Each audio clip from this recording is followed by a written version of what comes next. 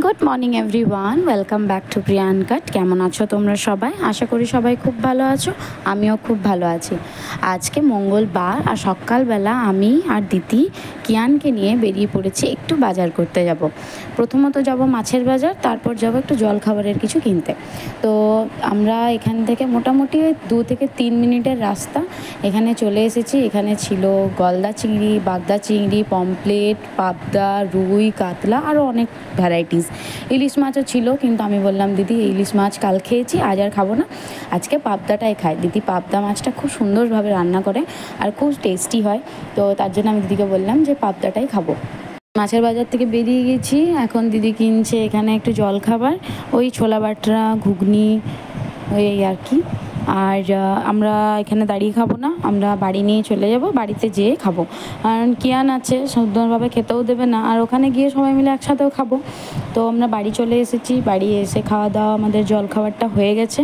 কিয়ান এখন বাবার সাথে খেলছে, মা আর আমি গল্প করছিলাম, আর তখনই দেখছি দিদি রান্না চাপাচ্ছে। তো আমি একটু ক্যামেরা নিয়ে চলে এসেছি দিদির কাছে, যে দিদির ভিডিও, একটু রান্নার ভিডিও করবো আর তোমাদের সাথে একটু রেসিপিটাও শেয়ার করব। আমি পরপর স্টেপগুলো দেখিয়ে দিতে পারবো, কিন্তু অ্যাকচুয়ালি কোনটা কী জিনিস দিয়েছে আমি ঠিক মনে করতে পারছি না, তাই তোমাদেরকে আমি এক্সপ্লেন করতে পারছি না। বাস ভিডিওটা দেখে নাও, তাহলে আমার মনে হয় অনেকটা তোমরা সাজেশন পাবে।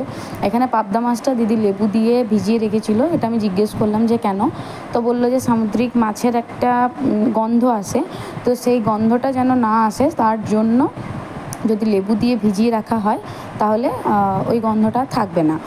ইলিশ মাছের ক্ষেত্রেও কিন্তু সেম জিনিস, অনেকেই ইলিশ মাছের গন্ধের জন্য বা কিছুর জন্য খেতে পারে না, তো তাদের ক্ষেত্রেও এই টিপসটা কিন্তু ইউজ করাটা খুবই ভালো। আর এখানে দিয়ে দিল দিদি সর্ষে পোস্ত।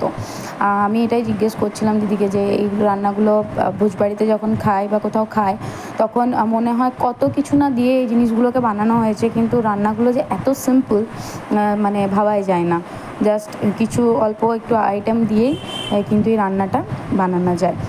তো দেখো আমাদের পাবদা মাছ অলমোস্ট হয়ে গেছে, তো চলো এবার স্নান টান করি, ভাত খেতে বসতে হবে এবার।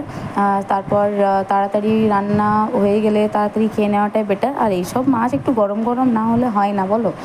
তো তারপরে আবার কিয়ানকে খাওয়াতে হবে, ঘুম পাড়াতে হবে, যদিও কিয়ান এই মাছ খাবে না, ওর জন্য চিকেন হয়েছে।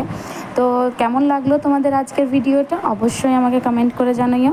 ভালো লাগলে do like, comment, share and subscribe to Priyan কাট। দেখা হচ্ছে তোমাদের সাথে অন্য একটা ব্লগে। বাই।